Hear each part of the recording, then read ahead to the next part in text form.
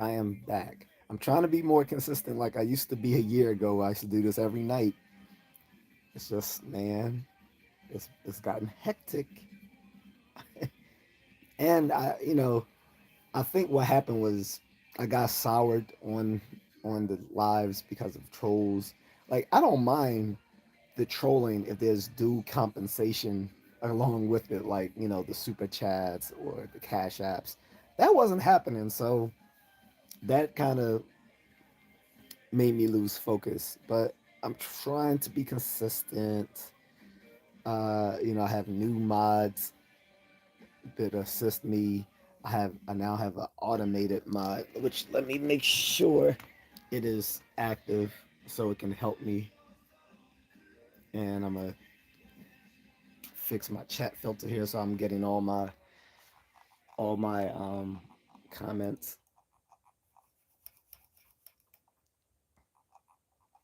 I have some anime music playing in the back. I haven't done that in a while, so wanted to get back to doing that again. Um, where is it? Okay, go to my dashboard here. Uh, it logged me out. Darn going it. Mm, mm, mm, mm, mm. So let me log back into that. And I'm gonna get into the topic very shortly.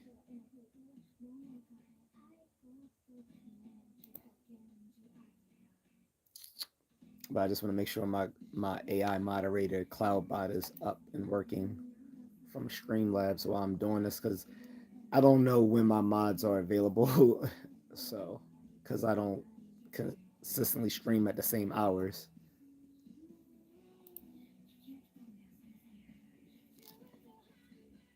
And the last time I notified them, they weren't available. So, you know, that happens. Um, make sure this is public. So I gotta check and make sure this is public as well. Again, I'm going through all these controls. So, guys, like when people go live, it's intentional. So, anyone pretending they don't know what they're doing when they went live is a liar.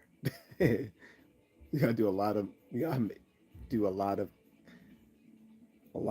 things in the background, even to do a vertical live stream, which is pretty informal version.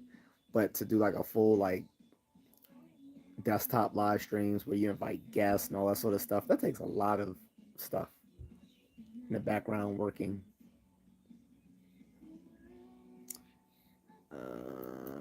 Live. Okay, yeah, it shows I'm live. And so the topic again is delineation, not dissension. Talking about the controversy within the black, uh, within the black diaspora, the black and African diaspora.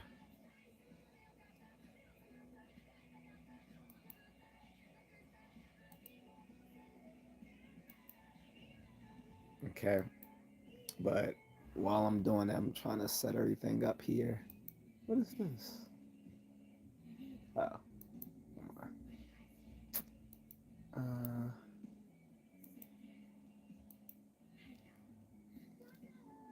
sorry guys, I'm just trying to set up a lot of stuff.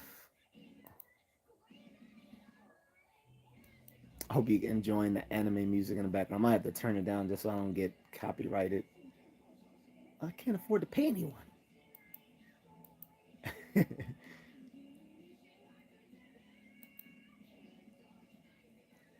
Okay, the CloudBot is active.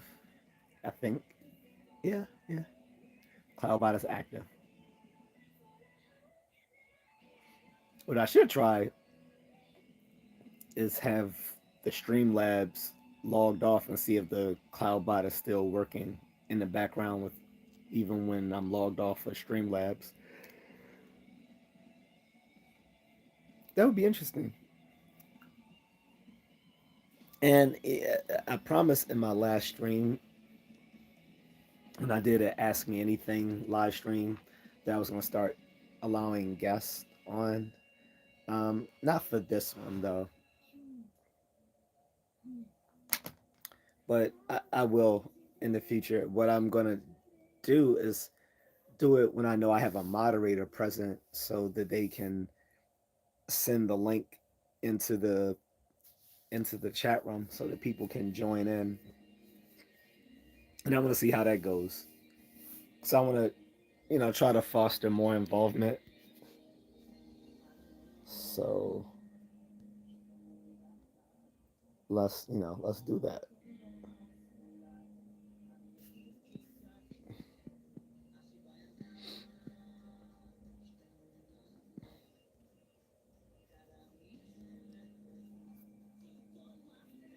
So I'm setting a goal for super chats, even though that might be lofty. See how that goes. What else here?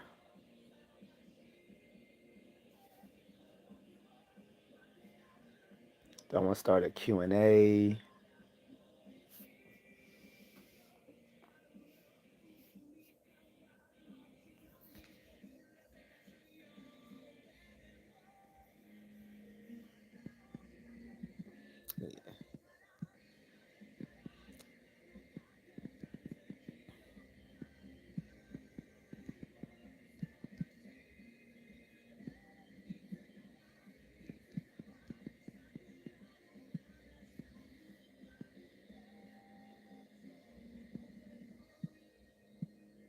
All right, putting a little question into the screen here. Let's see. Wait, I don't want it to cover my face though. Or can I lower it? Never mind. So anyway, welcome to people coming into the chat room.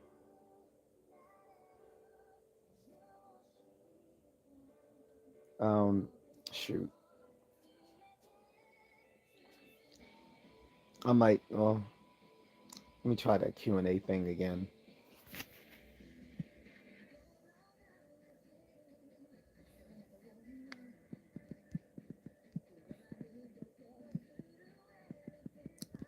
Um, Add in a question for Q&A in here.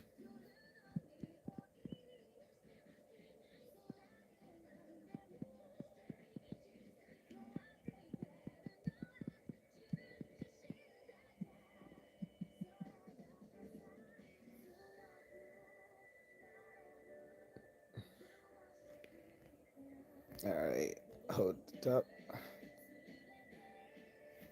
All right,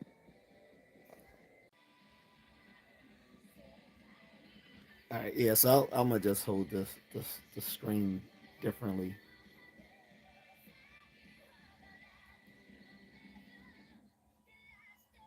And so, like I said, the title of this live stream, and the topic is delineation is not dissension. What do I mean by that? We're talking about particularly black people delineating from other, well, black Americans delineating from other groups of black immigrants that come to America. That's what I'm referring to. You can ask a question only if it's about my topic. If it's not about my topic, you need to put it in a super chat. I'm not answering questions unless it's in a super chat.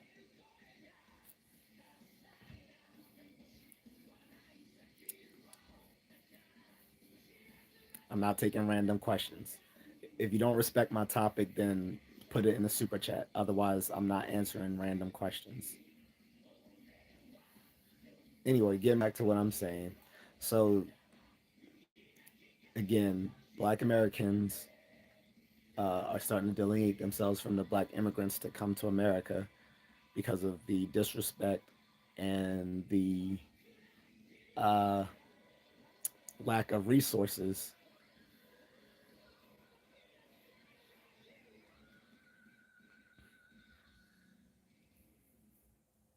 how do you tell if a black person is good or bad? I'm not being mean. I'm black.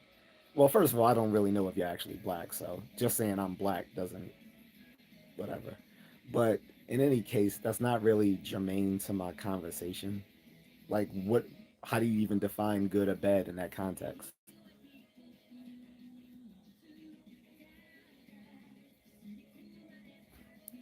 And on top of that, how are you defining black people? Which is the whole point of my topic here, is how are we defining black people? So your your question has too many baked in assumptions that need to be answered before you can even sincerely answer the question.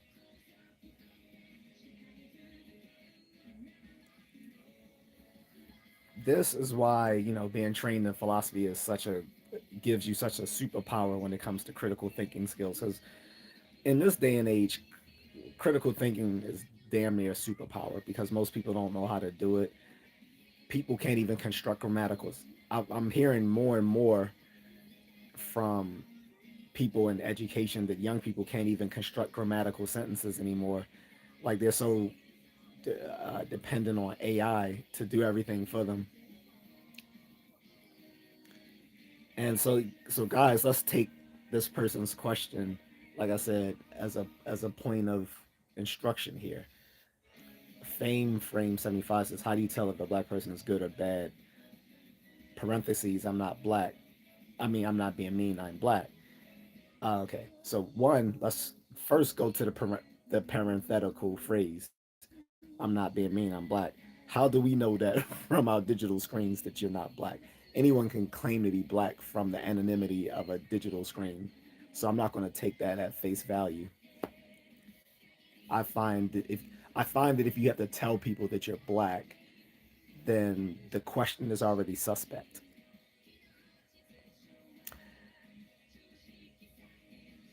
And I fell, and to be perfectly frank, I fell prey to that myself. Two, um, what do you mean by black? Are you black American? Or you a black immigrant? Or are you someone who just considers themselves transracial? That needs to be answered. And then when you're talking about good or bad in what sense? Are we talking about in a moral sense, or good or bad in some sort of sense of racial solidarity? Like, what are we talking about as far as we're talking about good or bad? That is a value judgment. That is that is a value judgment. That's to to put it to put it very bluntly. That is a that question is completely subjective.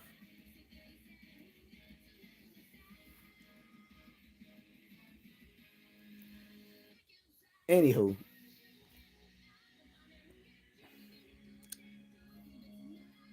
so let me turn down a little the enemy a little bit. It's disturbing my train of thought. Uh,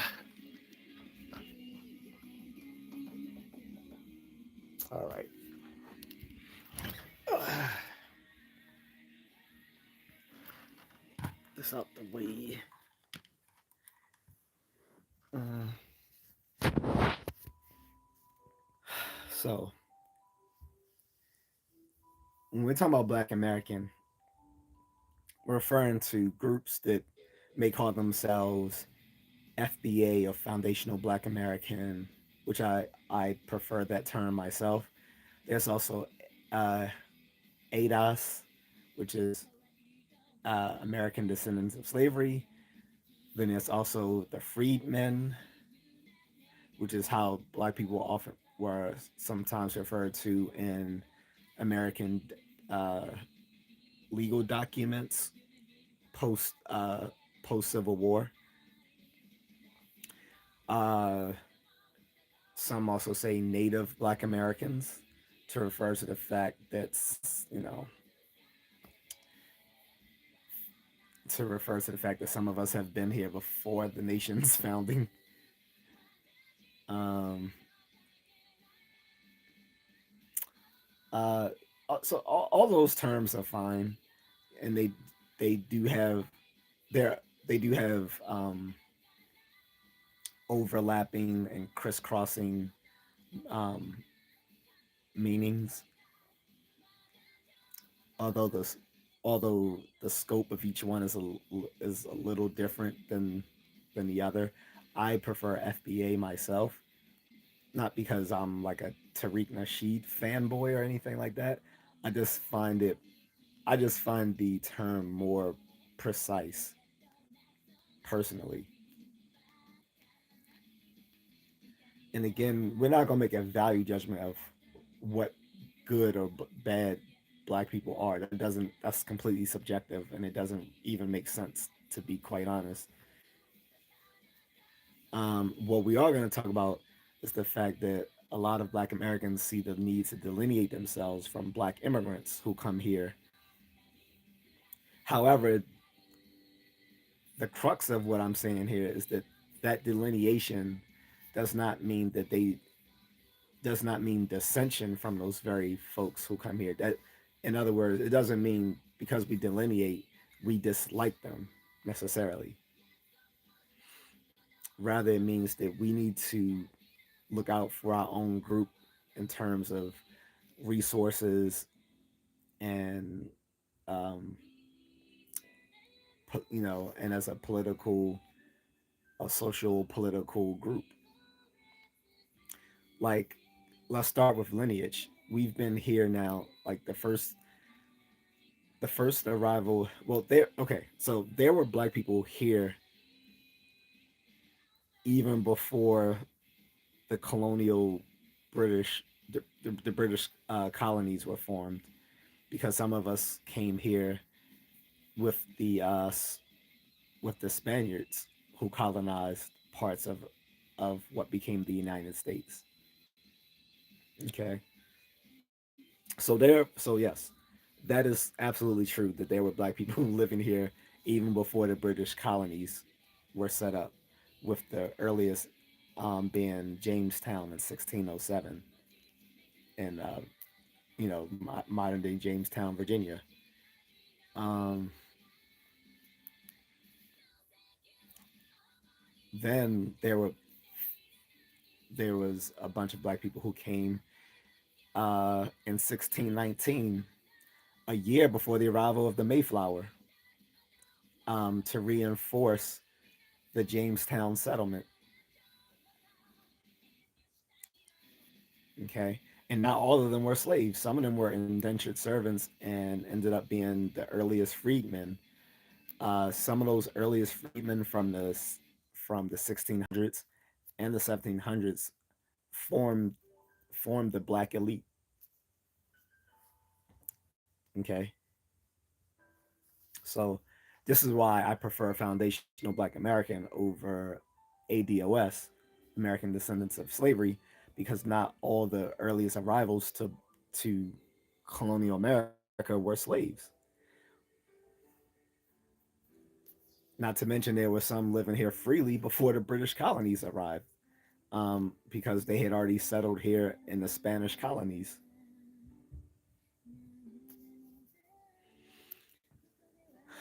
So when I so that's all that is to say, when I'm talking about Black Americans, I'm talking I'm talking specifically about foundational Black Americans, the people who arrived here either freely or through an Somali saying that they have a 3,000 year claim. Somali saying that they have a 3,000 year claim to Minnesota.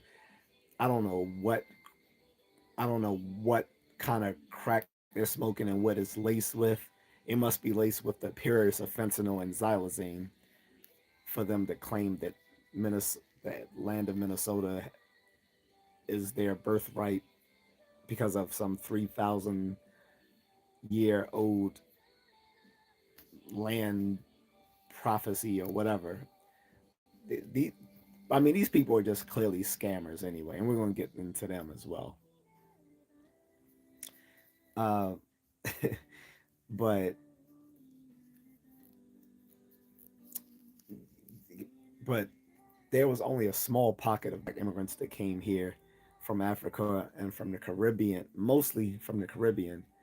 You know, to prior to the 1970s. You know, many of them settled in the New York tri-state area because there's always been like a lot of trade between the West Indies and New York City. Um, and so a lot of these people came here um, in New York City, or the whole tri-state area. Some came to through like Florida because again it's very because of its proximity to the Caribbean, and some came through Louisiana, particularly New Orleans. That's where you get a lot of these Creole people. Some folks who are like because they have their roots in places like Haiti and stuff like that. But by and large, up until like I said, by and large, up until the 1970s, the majority of Black Americans were foundational Black Americans. They weren't Black immigrants, and it wasn't until the 80s that we even started using the term African American. That was spearheaded by excuse me by the Reverend Jesse Jackson. Until then, most people were still saying Black or Negro. Negro just being Spanish for black. I prefer that term or black. Like black is fine, Negro is fine, but African American was it's misinformative because you have white people and Indian people from Africa, and if they move here, then they would be considered African American. But obviously, that is not what the term is supposed to denote. The denotation, well, the denotation is supposed to refer to um, people of Black African descent. But when you say African American as an umbrella term, then that's going to cover anyone literally who immigrates from Africa, whether they be Black African, um, Desi African, or white African, even Asian African now. There's a considerable number of Chinese people who have moved into Africa in the efforts of neo-colonialism. That's a topic for another day. the whole that whole neo-colonialism spirit on by the Belt and Roads Initiative. But in any case, yeah, I mean, you would say technically Elon Musk is African American, and I'm pretty sure no one meant that by that term, right?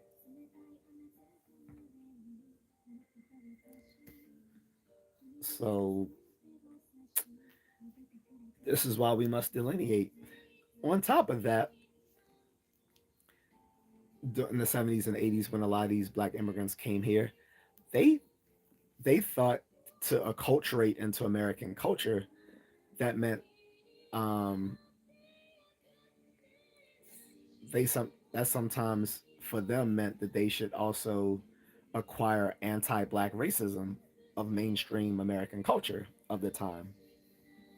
And it's like, no, like like you guys in a police lineup are not going to be. They're not going to point you out as being Haitian or Ghanaian or Panamanian or Dominican or Kenyan. They're just going to all see us as black in a police lineup. So you're trying to So they tried to delineate before we did, and they still do. Somalis are still saying they weren't black up until they started getting arrested and deported. Now they're saying they're black. Because you can't have it both ways. You can't say that you are different from black people, that you're not black, but then when you start getting into legal problems, now all of a sudden you're black. It doesn't work that way. And they all of them do that. All of these groups do that, which is why black foundational black Americans are delineating from them. Well, one of the reasons is like they delineated from us for a long time.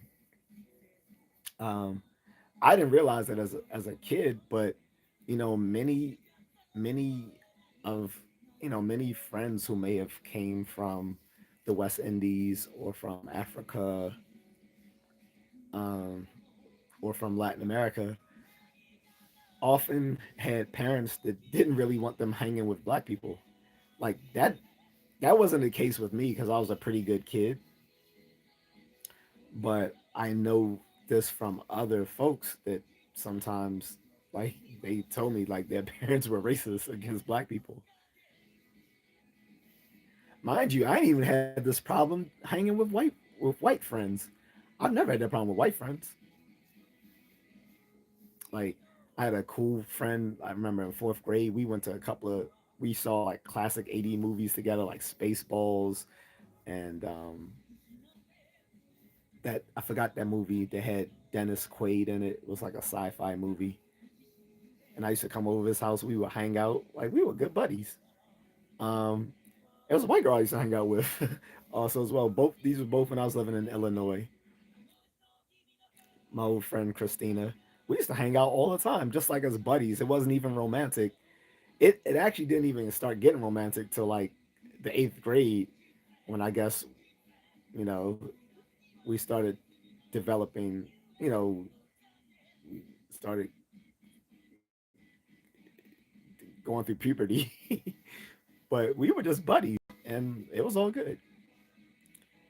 And like I said, I had this African friend, and a lot of Nigerian friends.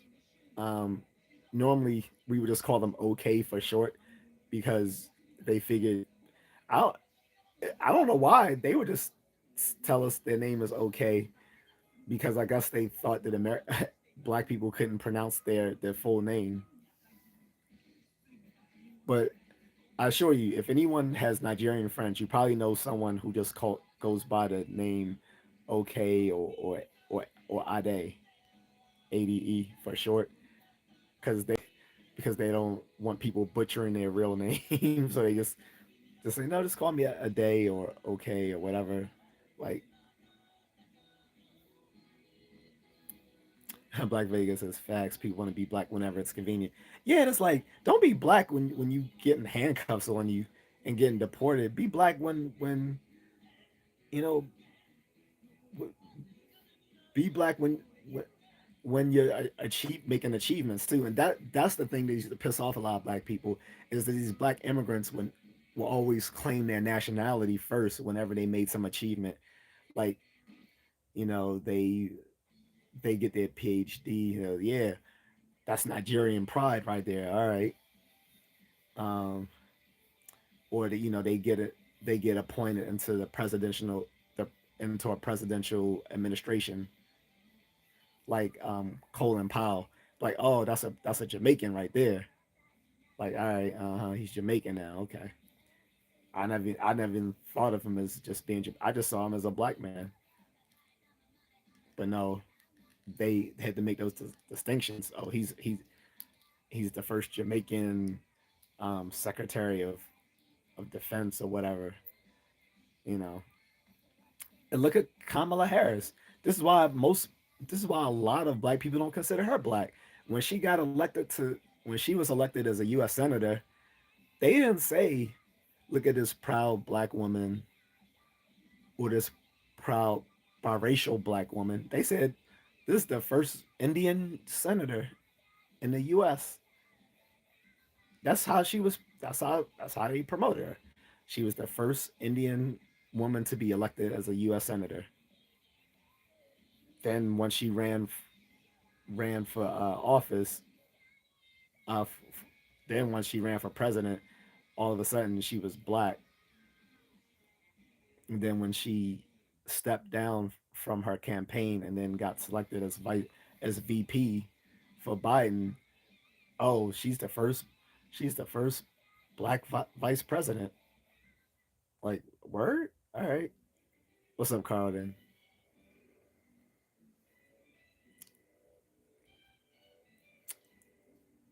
But yeah, so it's like whenever they make an achievement, they delineate quickly before we do. They'll say, you know, look, us Nigerians, you know, get the most degrees, we're the most educated, blah blah blah. Sounds familiar, right? Um, it's like, oh, these are Jamaicans. We're hardworking, which is which the unspoken the unspoken premise there is that black people aren't, because as I can tell the difference between black groups. Yeah, for the most part, we can. I think there are a lot of Caribbeans that can cosplay as black people very well, but use the funny thing is usually the Caribbean blacks usually tell on themselves because they're the ones who have probably distinguished themselves. Like I said, I lived amongst Caribbean people almost my whole life, at least on the East Coast. There wasn't really many Caribbean folks when I lived in Illinois as a kid, but from my time living in Philly and in Baltimore and in Delaware, I was always around Caribbean people.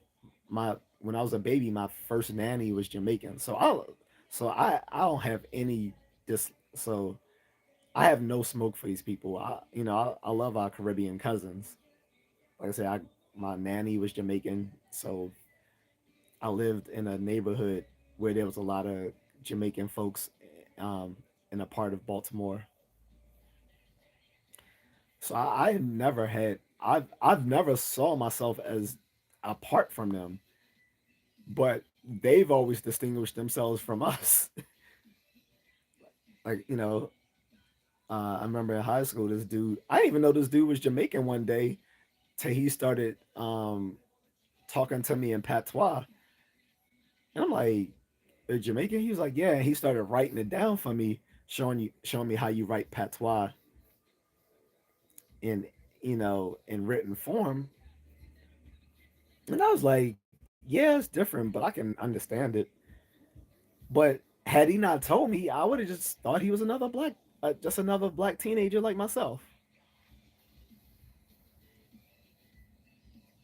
But yeah, they cosplay being black because, like I said, at the end of the day, they don't consider themselves black. They only want racial solidarity when they're facing criticism.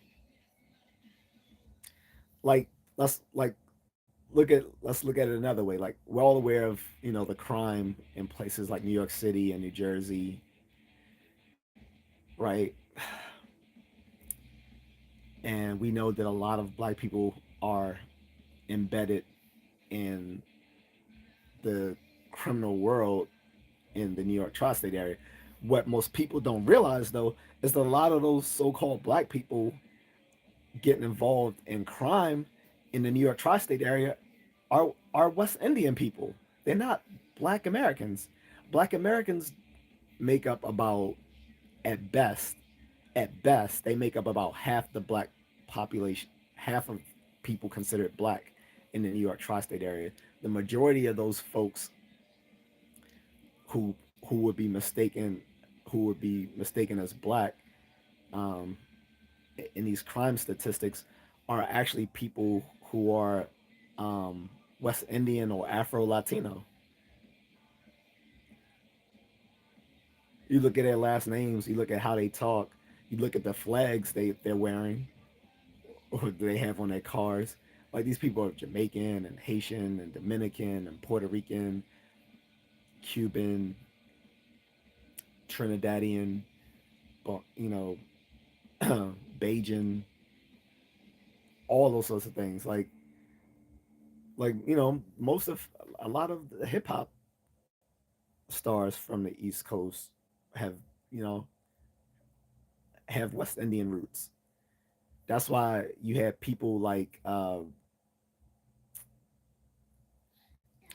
what's his name? I can't remember his name, but he was trying to say all of hip hop's roots is Jamaica. I'm like, no, it's not. Carlos said even the body odor is different. That's diabolical. That's diabolical. He said even the body odor. Well, I'll say this. You're probably referring to some groups of Africans. I'm not gonna put that on.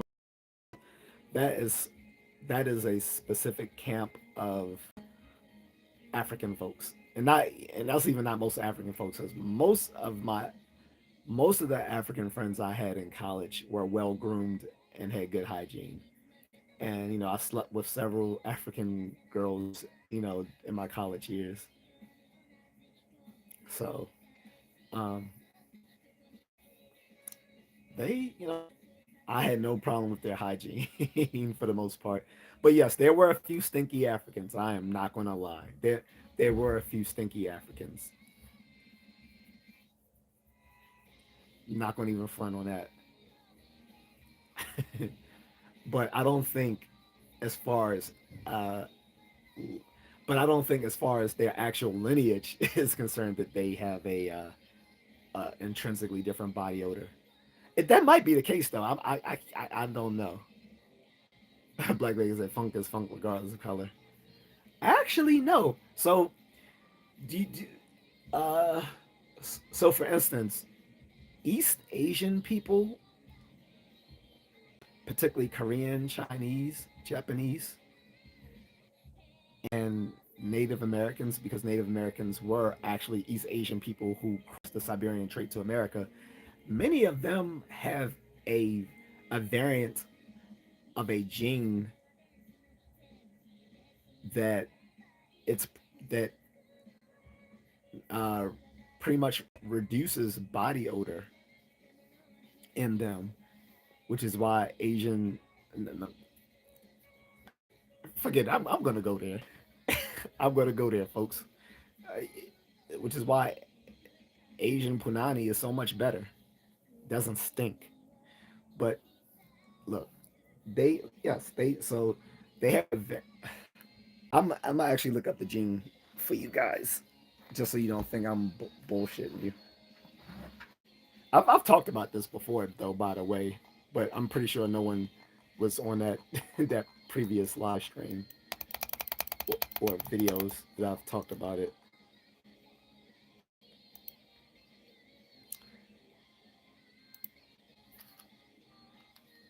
Gene variant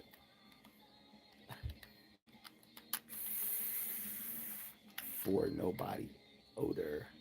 Also, not only does it have like it gives them almost no body, it also gives them is a different. They have a difference in earwax, whereas most people have liquid earwax. They have dry, flaky earwax.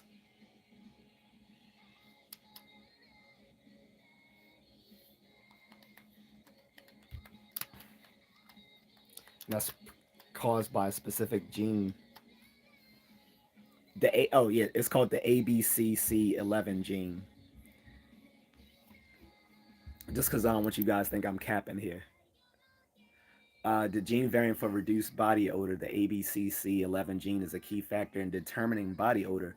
Variants in this gene can lead to a lack of noticeable body odor due to the inability of sweat to cross cell membrane barriers and the preventing bacteria from metabolizing organic compounds in sweat molecules.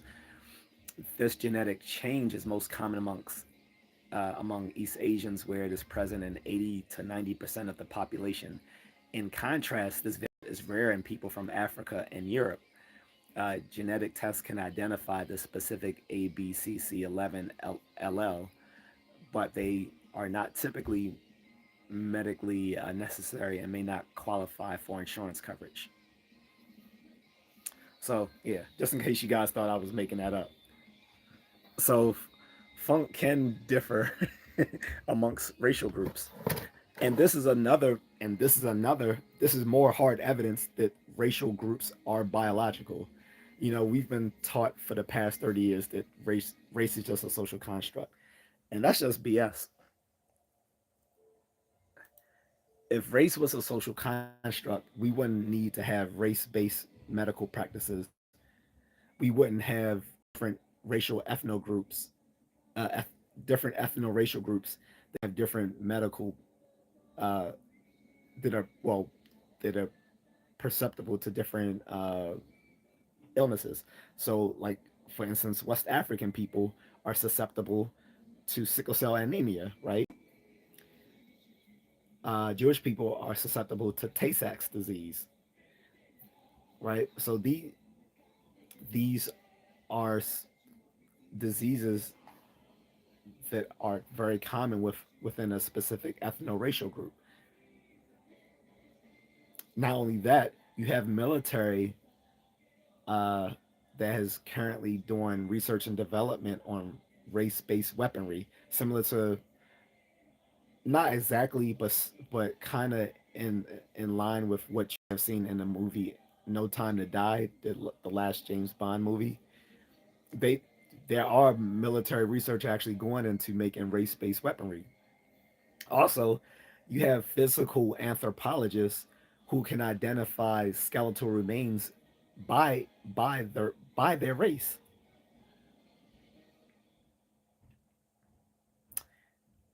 Um, and you have this gene variant, the ABCC11 gene variant, that's present in 80 to 95% of all East Asians, which means practically all of them, that turns off body odor for them. What that thing didn't like, what that snippet that I read didn't mention also is that they also have different earwax as well. They instead of having, like I said, liquid earwax, they have dry flaky earwax. And I know that I can attest to this personally from my wife. Like she never stinks. She like we'll go to the gym together or we'll be out in the sun all day and I know I'm musty. She does not get musty. I was like, what are you like? And this is before I knew about the ABC11 gene. Like, I didn't know about this. Like, you know, not almost 9 years ago when we first started dating and then got married. I didn't know that there was a specific gene variant for East Asian people and some Native Americans that turned off their body odor because it keeps the sweat from going crossing the cell membrane and making them stinky. All I knew was that my wife never stunk. So that was I was like, all right, that's pretty cool. Um, bonus of dating an Asian woman, I guess. But in any case, getting back to the point, yes, the body odor can be different amongst different groups. Now, whether they can be different amongst Black Americans and Black Africans, not sure. Oh, what happened? What did you post?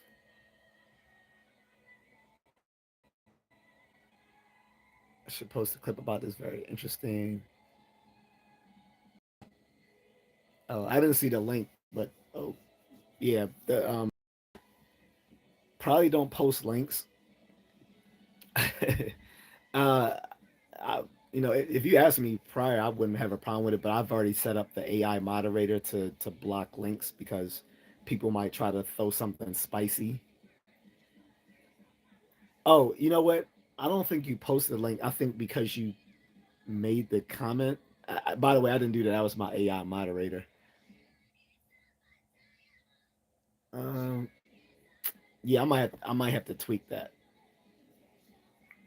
Yeah, my apologies. I might have to tweak that with the moderator.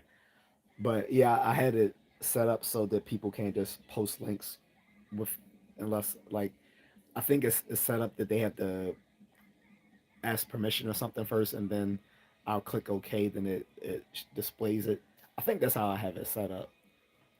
I'll have to go uh, retake a look at that. But anyway, apologies on that.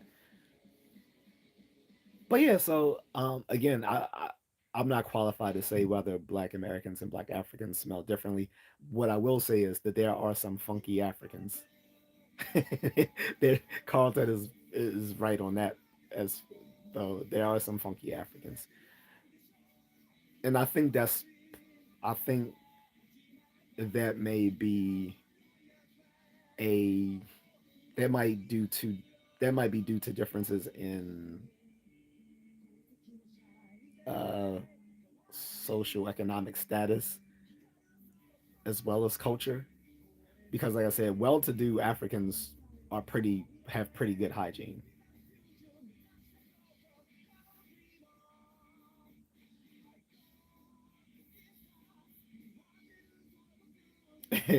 This conversation just got too real for the AI.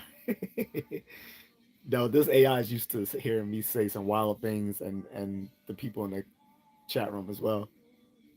Carter says diet affects body odor. The whole musty Indian narrative is due mostly to the food they eat and not hygiene. Actually, so I looked that up a while ago, Carlton. It's both actually because here, so because Indians always like to say that themselves, Carlton. They always like to say that most of them don't stink. It's just due to the body odor. So here's both a personal anecdote and here's some hard evidence. All right. So here's the personal anecdote first. So when I moved to the DC suburbs, my senior year of high school, I ended up becoming best friends with this Indian guy at school, and he would in the when we would arrive to school in the morning, like we still had like a whole half an hour before class, and we just be hanging out. He like, dude, do I smell like curry? I was like, yeah, a little bit. He's like, cause I put on some cologne. He was spray down cologne, and this, and mind you, this is the late 1990s, so it was all about CK1 and what was it, Levant Sauvage and CKB and all those other all those other fragrances back then that was popping in the late 90s. So he would like he would be like like smothered in cologne. He's like, "Can you still smell a curry?" I was like, "Yeah, a little bit." I was like, "Why?" He's I was like, he's like, "Yeah, I had some for breakfast." I was like, "Dude, if you don't want to smell like curry, why do you keep eating it in the morning?" He's like, "Man, because it's so delicious."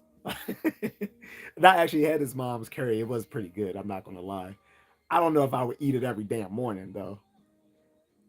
But he used to eat that shit like almost every morning. I'm like, dude, why are you eating that shit every? Why do you eat that before school if you know it's gonna come through, seep out your pores? He's like, man, it's good. I'm like, all right, I get that.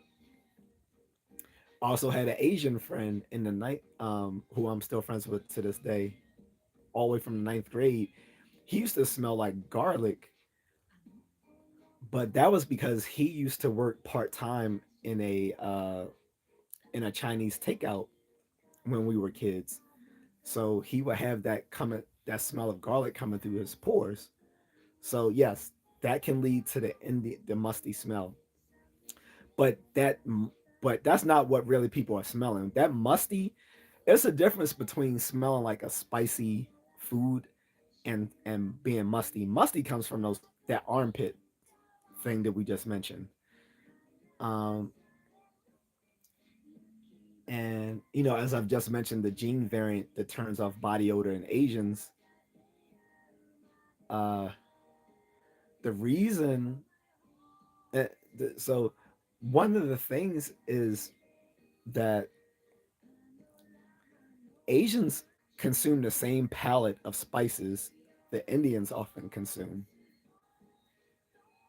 but there's a difference in the level of hygiene for these folks. A lot of Indian people do not wash regularly, and so it is a hygiene thing. Like, for instance, if you go to the gym, and I hate to be mean, but it's usually only the Indian folks that stink. Like they will walk by, like, damn, what the hell was that? That is not food. That is not the smell of food. Like, what, like you know the smell. There's a difference between the smell of a rotten egg and the smell of like someone who has just had a lot of garlic and other spicy seasoning in his food. Those do not smell the same. This the smell that come the pungent body odor that comes from the armpits is similar to the smell that comes from this release from an egg. It is it is odoriferous. That is a word, by the way. That's a nice little that's a nice little SAT word for you. It's odoriferous and pungent.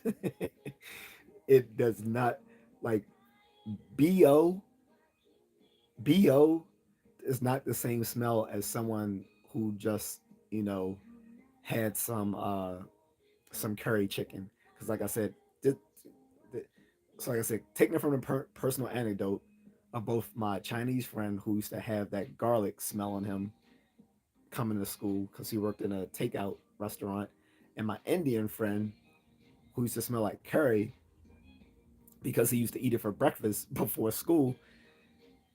Like those smells may those smells may offend some people, but it's not the same smell as body odor emanating from one's armpits and anal genital region. Those are those are completely different and obnoxious scents, and it does come from a lack of consistent hygiene because there is cultural differences in hygiene practice. Now, whereas East Asians not only do they have that ABCC11 gene variant, many of them are very fastidious about hygiene. Like women typically wash their their, their genital region every time they use the bathroom,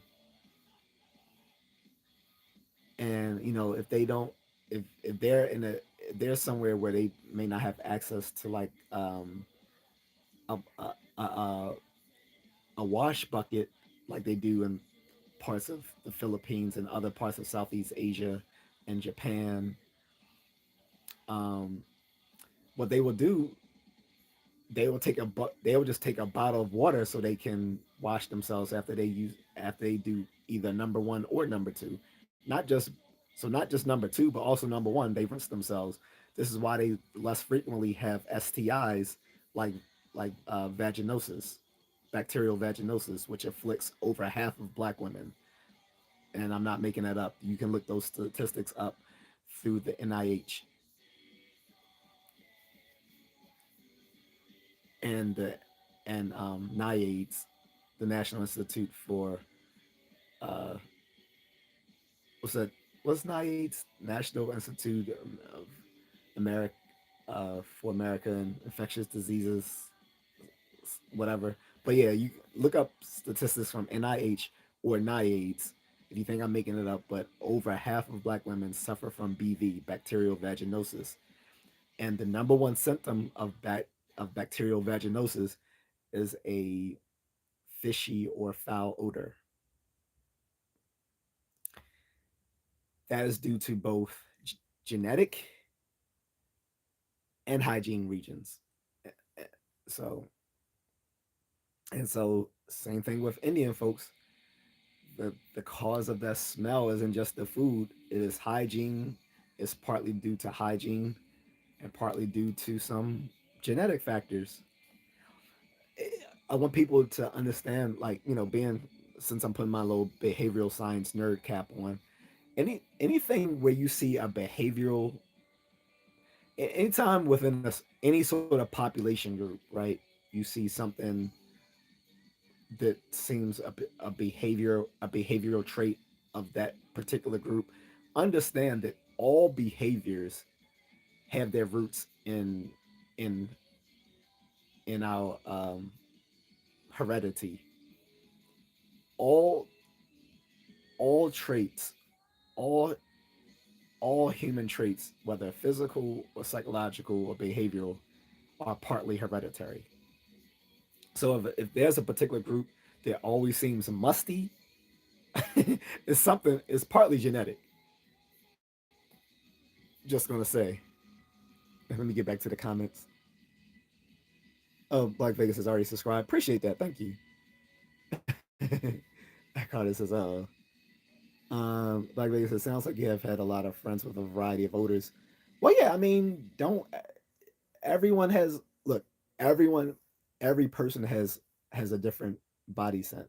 This is why if you put cologne, this is why if you spray cologne on 20 different people, each person is going to smell a little bit different even though they're rocking the same scent.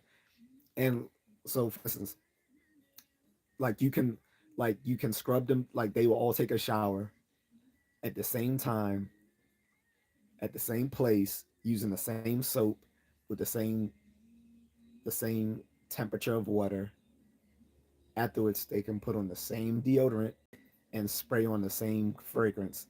And I guarantee that although they will smell similar, there will be differences in how they smell because the because those body their fragrances will mix with their own personal body scent. And your body scent is almost like a unique um, your body scent is almost like a fingerprint. It is unique to each person. However, within different ethno-racial groups, those scents will be similar. Like I've again, like my best friend's sister used to say that black guys smell similar because it was like she had a black boyfriend at the time, and she started sniffing me because I was she kept sniffing me because I smelled like her boyfriend. She's like, "You smell just like Paul." I'm like, "Okay." She's like, "You." She's like, "Black guys don't smell the same." But she didn't mean that in an insult. She was smiling like, like that was a good thing.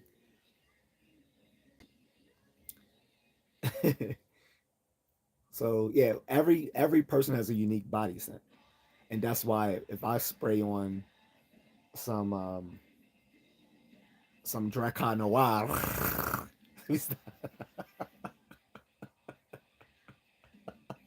me stop. But yeah, that was one of the things that my friends used to, it was like CK1 and Dracar Noir, Levant Sauvage, or Polo, or Nautica, or Tommy Hilfiger. Then there was also Jordan. Jordan had his own scent, which smelled just like fucking Polo, by the way. Um, then you had Polo Sport. Man, I used to love all those fragrances. But they're too expensive now to be buying like because it just seems girly now to have like 20 different colognes like I used to back in the day. Like I have 20, I'm exaggerating, but I would have like 3 or 4 different colognes: CKB, CK1, um, Polo Sport. Um, I didn't have Levant Sauvage, but I did like that one.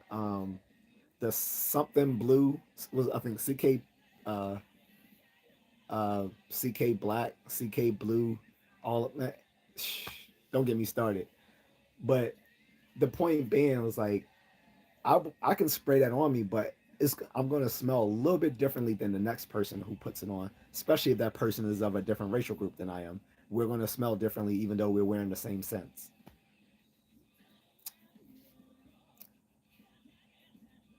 But this is National Institution of American Disgustingness.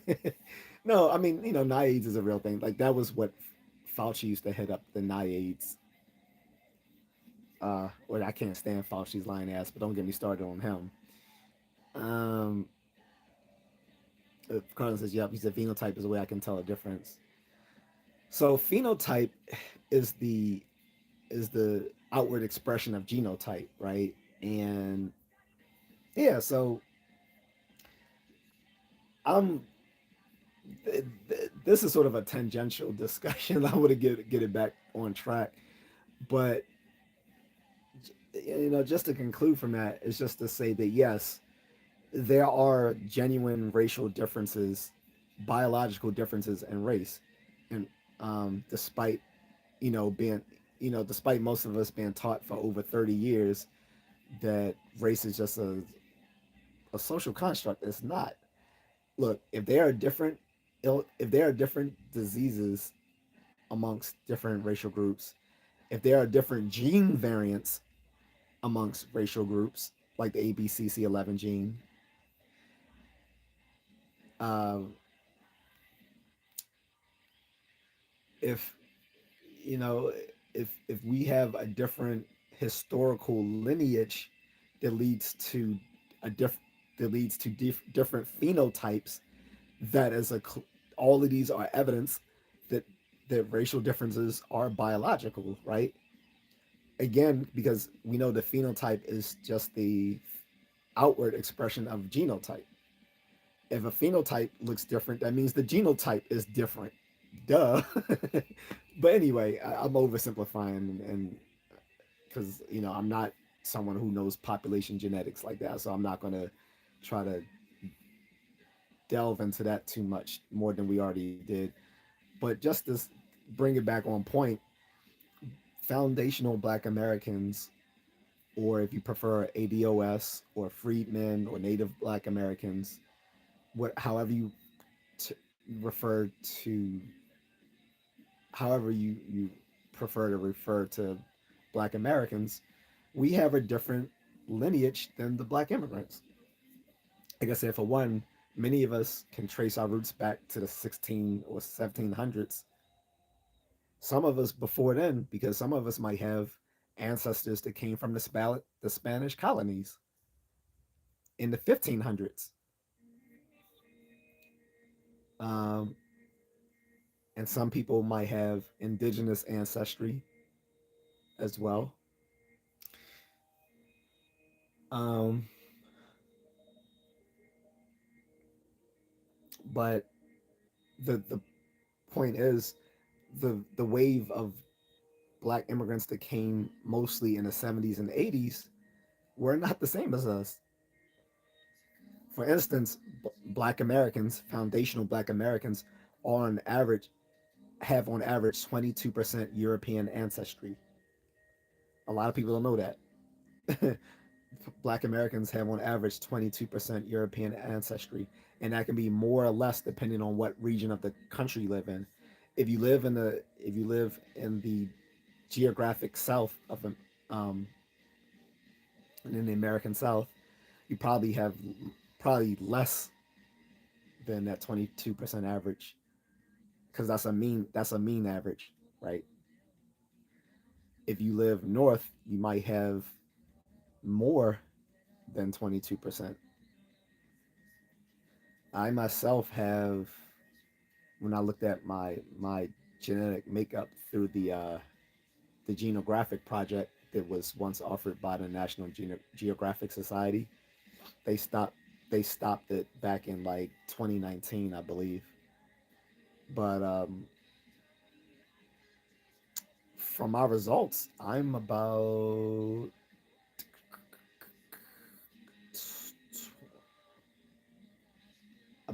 20, no, I'm about 19% European. Well, 20% if I count the Neanderthal. So I'm like 90% European, and then like another percent, and about 1% Neanderthal. um, which makes me, and I'm about 79% uh, Black African. So I'm within that. So I'm within that. I'm within that average mean, which is like plus or minus 3, right? So plus or minus 3 would be, 19% to, I'm given degrees of freedom of plus or minus 3, but their degree, I actually don't remember what the degrees of freedom. It actually could be probably more than 5 for that statistic that Black Americans are 22% on average have European ancestry. So I'm given like a degrees of freedom of plus or minus 3, um, which is also called the margin of error, that variation. So again, like that could be anywhere anywhere from 19 to 25%. Like I said, depending on what region of the country you live in, it may be less or it may be more because people who live in this in the deep south, close to close to um, their ancestral slave homes, probably going to be less less mixed. Whereas people who have moved and expanded out north or west are probably going to have more European ancestry and probably other things as well, like in like such as Native American or Asian ancestry or whatever. So Carlos is also sent to a Twitter space Tariq was hosting, and a white guy told Tariq that he was more similar to him than an African. Well, probably so. I mean, we Black American Tariq probably didn't want to hear that. I don't know. But yeah, Black Americans and white Americans have more in common than Black Americans have with Black Africans,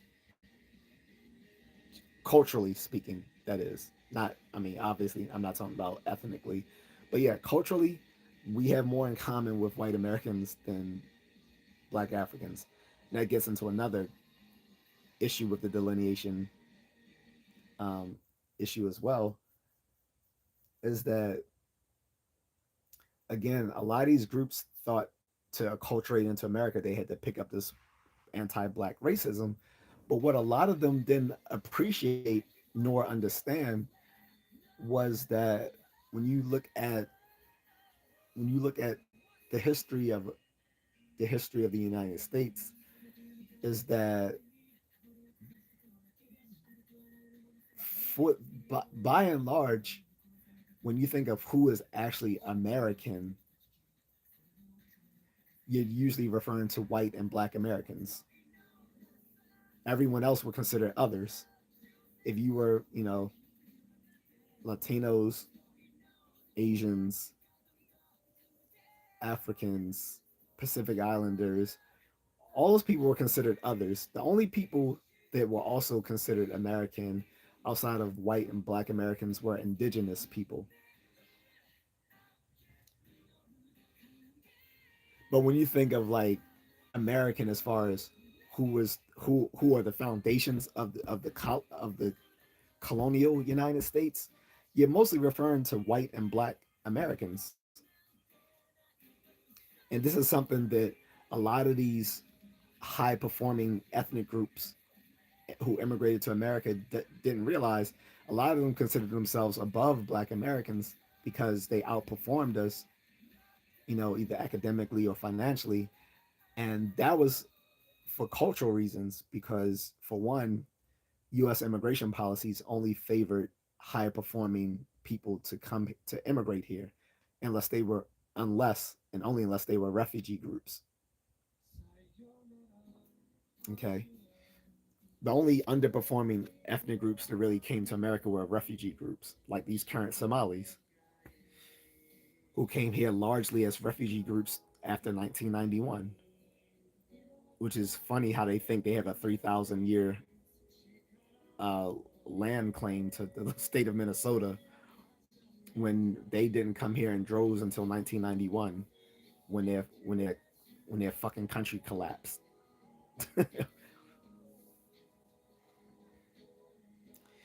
um,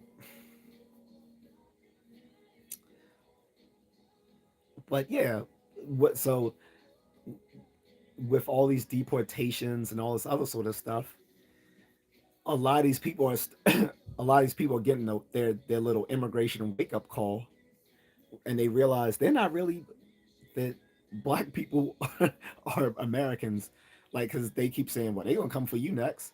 What you mean they gonna come for us next? They came for us first. The difference is this is our home now. What they fail to grasp about that issue is one, they're not coming for us next. They came for us first. It's your turn. Number two, we weren't immigrants. We were the victims of human trafficking on an international level. We have no home. We've been here for over 400 years. Where are you going to send people who lived in a country for over 400 years? I'm waiting to find out. Like, there were black Americans like Marcus Garvey and others that tried to spearhead a return to Africa back in the 1800s, but that largely failed. And Marcus Garvey is largely considered a con artist by, once you find out more about him. And he was Jamaican, I believe. Of course, back then he considered himself black first over his nationality, which at least I'll give Marcus Garvey that. He put his he put his he put his race above his nationality.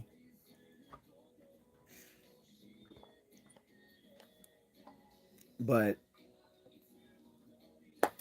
yeah, we're not. They're not sending us anywhere. Where's ICE? Look, if ICE sends black people anywhere, you just basically gave them a free vacation. Like, where are you taking me? Zimbabwe. Oh, all right. I mean, I'll be back once I, I have my, I have my driver's license, my birth certificate, my passport, my social security card. Um, I'll be back. But thanks for the free vacation. And that pisses immigrants off so much that they know that we can't go anywhere, but they can. When they forget the fact that we weren't immigrants, they volunteered to come here. We didn't fucking volunteer to come here. I mean, some of us did, and they came here as indentured servants, but the majority of us came here as the victims of trafficking. So we're not immigrants. They are, and many of them have come here illegally, and they do a disservice to their groups of people who came here legally. The people the people who most dislike illegal Latino immigrants are the Latino immigrants who came here through legal means. And if you think I'm making it up, talk to them. Talk to the people who are here legally. I guarantee you they got a lot of them have a lot of heat for illegal immigrants from their countries and from others, because they were like, look, we came here through legal means, and it was hard. We, but now you got people coming here illegally, and they want to be rewarded for it. Not to mention, there in almost no other country outside of the U.S., the U.K., and Canada would people be rewarded for coming here and breaking our immigration laws. No other countries would do that. The very places these people are immigrating from have way more restrictive policies than we do. Kind says, yep, even in video games, they'll put the black person in American colors like Balrog and Street Fighter and TJ Combo and Killer Instinct. Yeah, exactly.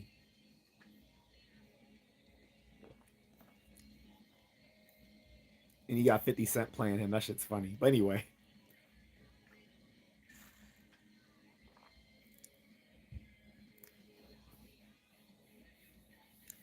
um, but anyway, back to my point. So that's the other thing is that they come here and they think to acculturate into American mainstream means to adopt anti-black sentiments, and then fail to recognize that black Americans are considered Americans above and beyond any immigrant group. That white and black people give each other a lot of smoke, but at the end of the day, we are what are considered America. Black people have fought in every single war that America is engaged in. I mean, all the way to the beginning, like the French and Indian Wars, which was, I'm sorry, because a lot of people don't know American history. So before the American Revolutionary War, there was the French and Indian Wars, which was sort of like the prelude to the American Revolutionary War, except this time we sided with the French. Well, the French sided with us this time because they wanted some get back against the British. So we had both Germans and so even though it's called the American Revolutionary War, it was actually sort of an international war because we had the French and Germans getting involved. We had the Native American groups getting involved on both sides. We had black folks fighting on both sides. But, and I keep repeating this, the first person to die was a black man. And that set it off for the American Revolutionary War. The very first person to lay down his life was Crispus Attucks, a man of black and Native American ancestry. It doesn't get more American than that. So when these immigrants were like, yeah, they're gonna come for you next. No, they're not. We we fought for our freedom, and we fought for this country. Meanwhile, you guys are just trying to grift and take whatever you can from American taxpayers. We when we say we're foundational Black Americans, we are the foundation of this country. Like I said, it was a black man that was the first person to give up his life in the American Revolutionary War, Crispus Attucks. I believe there's even a statue of him in New York. Someone can fact check that for me. But in Harlem, because I think that's where like in that the Marvel the Marvel show Luke Cage, I think he was at the statue of Crispus Attucks in Harlem,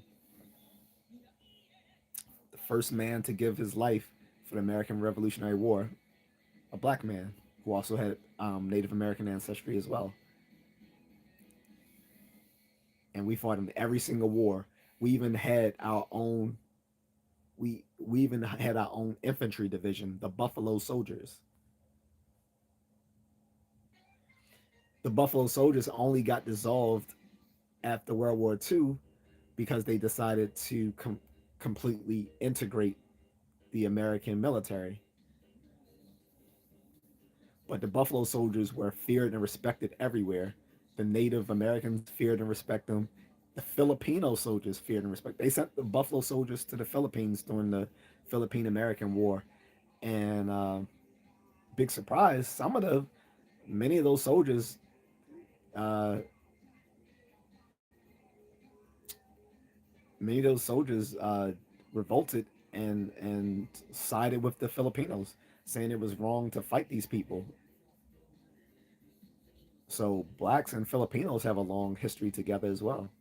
This is why there's a this is why there's a lot of this is why there's a lot of um in a lot of romantic relationships between blacks and Filipinos. Matter of fact, here in Baltimore, in the time, back when interracial marriage was still illegal throughout most of the United States until the until I think it was the Virginia versus Plessy court case or whatever. There was an anti-miscegenation laws on the books of Maryland and in Baltimore specifically.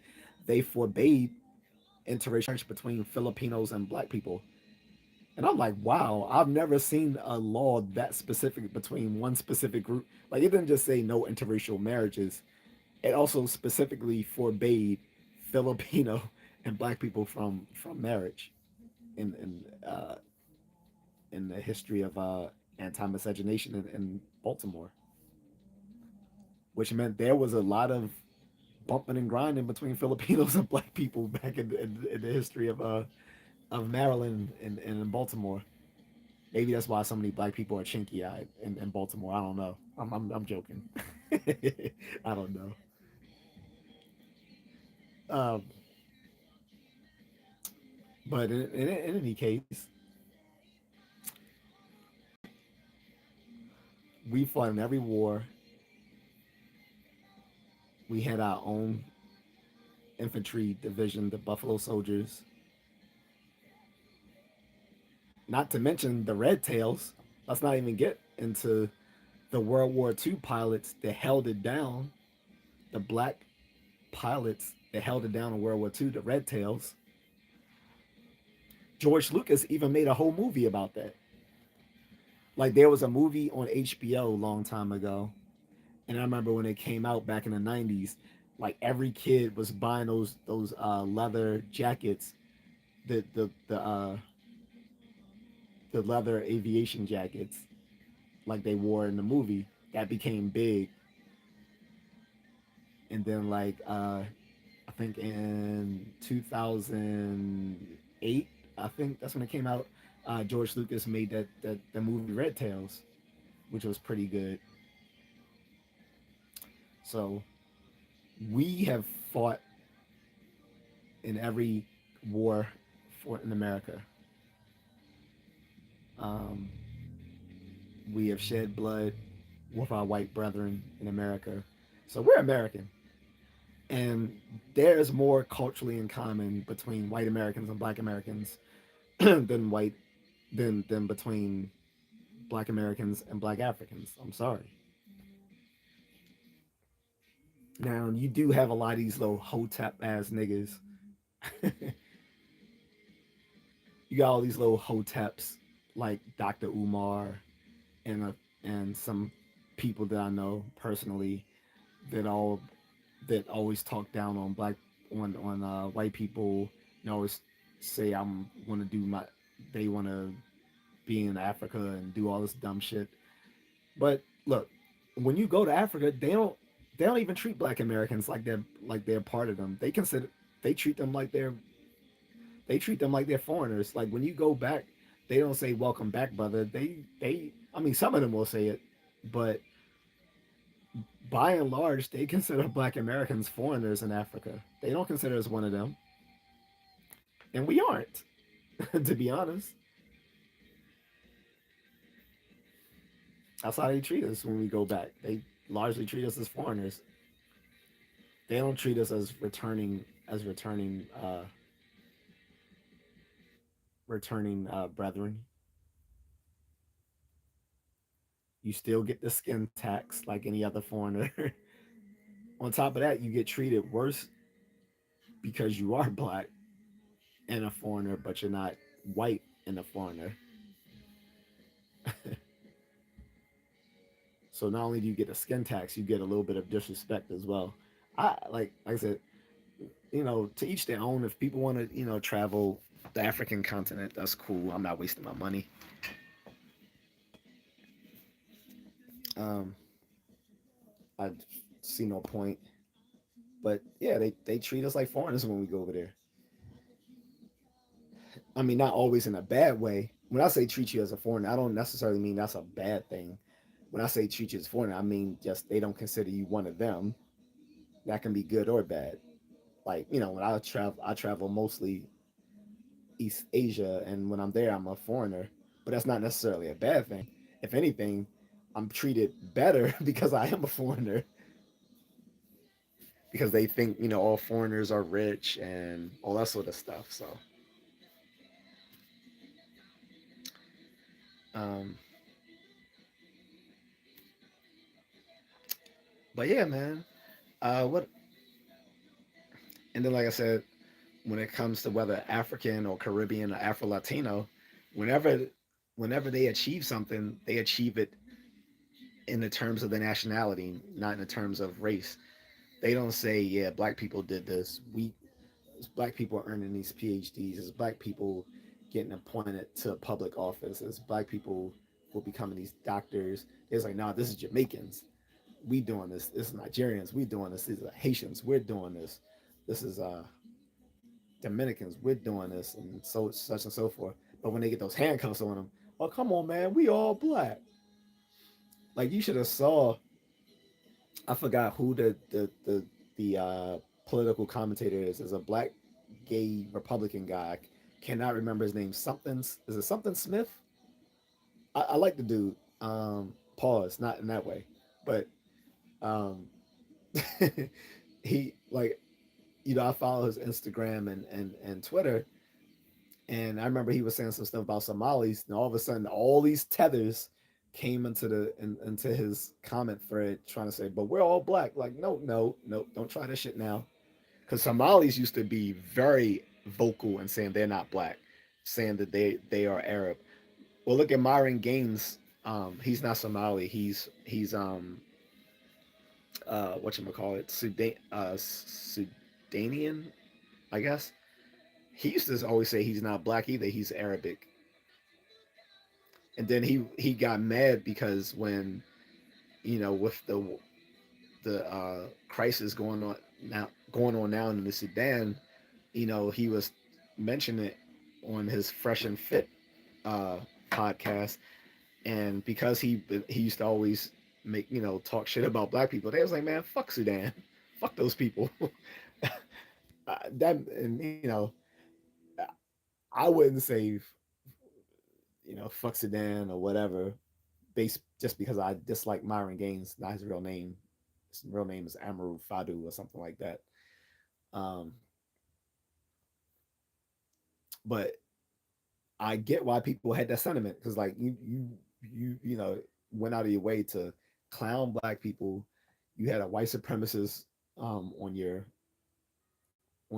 podcast, Nick Fuentes, and you were walking around being funny, putting on the white hood and saying "f these niggers" and all this sort of stuff, and thought it was funny, haha, he on Rumble, which got all that stuff got you initially got him kicked off of YouTube, but YouTube allowed him back, which is cool because I do believe in freedom of speech. That doesn't mean freedom from consequences. um, but yeah, so when it came to talking about Sudan, people was like, "Man, fuck Sudan, fuck you, fuck Sudanian people." I was like, "Dang, that's harsh.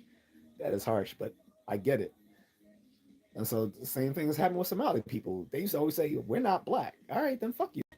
What people don't know is there's actual different tribes within Somali. There are black Somali groups, uh, tribes, and they do not get along with the other Somali tribes that claim that they're not black. But there's some Somali people who are like a Bantu speaking people who are darker skin, you know you, will look like black people, not black American people, because like I said, you can East African people, you can tell them from because another reason you can make these distinctions is because black Americans are descended from a specific groups of people that were brought here in bondage from west the coast of West and Central Africa. But these people from like East Africa and South Africa don't look like us. They look differently. Particularly people in East Africa, they got these big ass sloping, like they got these big ass foreheads. Like I often made fun of the fact that like the Somalis look like aliens because they got these big ass foreheads and these small faces. Like now I get some of the guys think the women are pretty. That's subjective, but there's definitely some differences, some phenotypical differences between Black Americans and East Africans because, like I said, Black Americans by and large are descended from captives taken from the coast of West and Central Africa.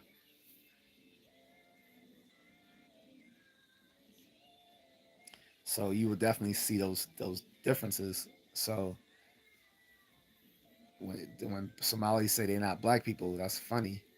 Now, like even in Africa, like most of the people say they're not black there, because in Africa most people is very tribalistic. They see themselves apart based on tribal affiliation, not on skin color necessarily.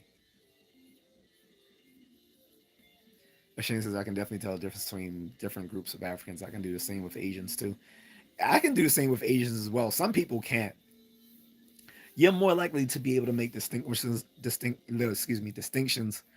amongst different groups if you've been around them. Because I've been around many different Asians, I can tell, Southeast Asians apart. Now, I can't always tell what nationality they are, but I can tell a Southeast Asian from an East Asian from a South Asian. And even within East Asians, there's some differences, right? Like Japanese people are formed from primarily two different ethnic groups that settled in Japan. Um, and the majority uh, ethnic group there has a distinct look that looks different than Chinese and Korean people. And amongst Chinese and Korean people, you can often distinguish Chinese between Chinese Koreans if this because you can't always. So the main ethnic group in China is the Han people, but the people in the southern provinces and the northern provinces look differently. The people in the northern provinces will often be confused for Koreans because they often uh, are a little bit paler, taller, and have square faces, similar to Korean folks. Whereas the people in the southern China tend to be smaller, darker, with rounder faces. And Southeast Asians are similar to that as well, but they tend to be short and darker, um, and will often have features that look more closer to South Asians. And then of course South Asians look differently because most of them don't have. I mean, the main difference with the South Asians, apart from the Southeast Asians and the East Asians, is they don't have epicanthic eye folds. But in any case, yeah, I can generally tell South Asians, Southeast Asians, and East Asians apart. I may not always know the nationality, but I know if I'm talking to someone who's has Southeast Asian roots compared to someone who has East Asian roots, who's probably either Chinese or Korean. Most likely, they're not going to be Japanese because there's not too many Japanese people living in America. One, because of what happened in World War II, soured a lot of them from immigrating here, and two, because Japan is such a successful country, there's no need for many of them to immigrate here.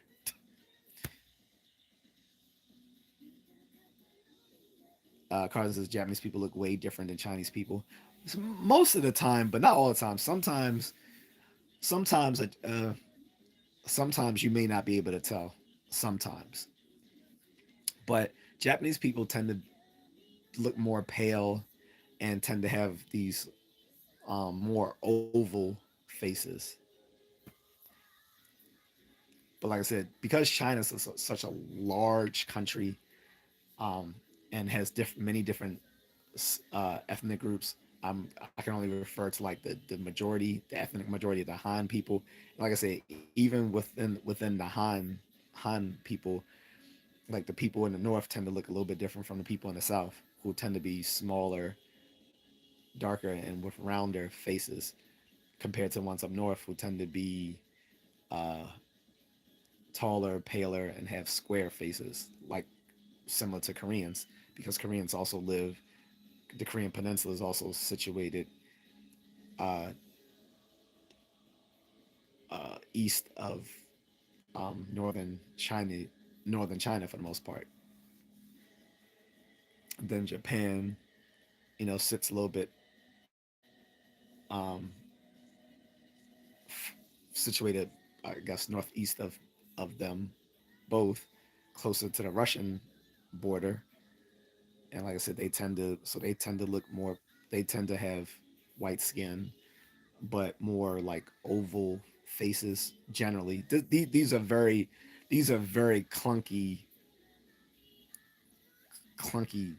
descriptions. But by and large, yes.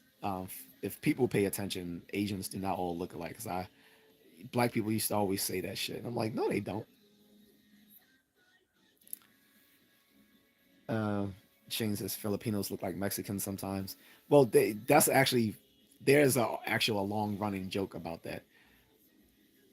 A lot of people just say Filipinos are just Chinese, like people who are mixed with Chinese and Mexican. And then look, when you go to the Philippines, it will feel like an extension of Mexico. You would feel like it would seem like a bunch of Chinese people living in Mexican culture because the Philippines was a Spanish colony. It was actually the Philippines was a Spanish colony longer than Mexico was.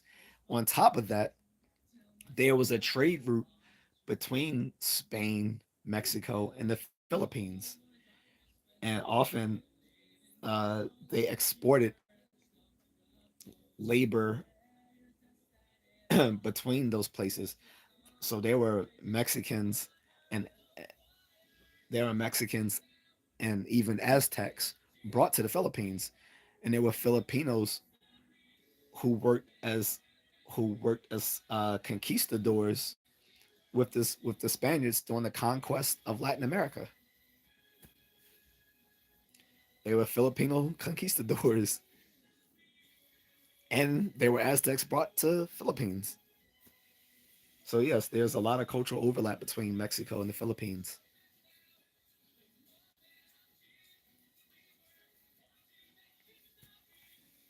You know, the Philippines didn't win its independence from Spain until like the late 1800s. Unfortunately for the Philippines, when the the, the Spanish American War had just concluded, and Spain and the Spanish American War had just concluded, and America won, and part of that treaty was that the Philippines was America got the Philippines. The Philippines didn't know about that. They didn't sign up for that deal. So right after this, the Spanish Philippine War ended, and the Spanish American War ended, was the Philippine American War because the Filipinos started fighting Americans and said, no, we just want our independence from Spain. How the fuck are y'all are now our overlords? So they fought for like that again. That's when the Buffalo Soldiers came over, and a lot of them defected to the Filipino side. But the Filipinos lost that, and they were then an American colony up until the Japanese invaded during World War II and kept it, and they were under Japanese occupation for I believe like 5 years. So they were they were a Spanish colony for about 400 or 500 years. They were an American colony for like you know several decades, and then they were briefly occupied by Japanese before we fought alongside them and kicked the Japanese out of the Philippines and gave them their independence. Oh, and if I want to go even deeper, before they were a Spanish colony, they were under the Hindu kingdoms of India, which is why you also find a lot of cultural roots between India and parts of Southeast Asia, like Indonesia, Malaysia, Philippines, East Timor, and Brunei. Shane says, "I live in the Philippines. Filipinos party like Mexicans, but with more karaoke." All Asians love karaoke. That's not even a stereotype. Like I've learned that. Like it's funny. I thought that was just a stereotype like 20 years ago. And I realized it's not even a stereotype. Like if you are going to party with Asians, you have to be comfortable with karaoke because they will do karaoke at some point. I don't care what country you're in. You can be at Japan, the Philippines, China, Taiwan, Hong Kong, South Korea, Thailand. They all do karaoke. All of them do karaoke. I'm not joking. Ask any Asian person. They all do karaoke. That particular Asian person may not like karaoke, but I guarantee he or she will admit that yes, they all do karaoke. That it's just is you just gotta accept it. And I'm not look on my wedding day. They brought karaoke to our wedding reception. We had karaoke, and my uncles made my my wife's uncles made me sing. Like they was like, you gotta do a song. I was like, I gotta do a song. They was like, yeah, you gotta do a song. I'm like, oh man. So I sung the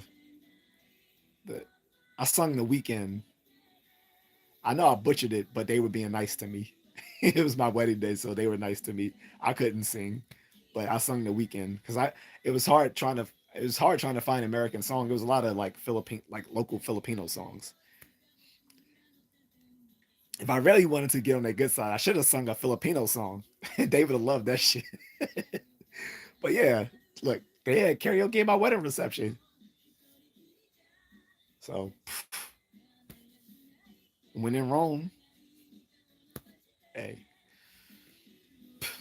But anyway, let's get back to the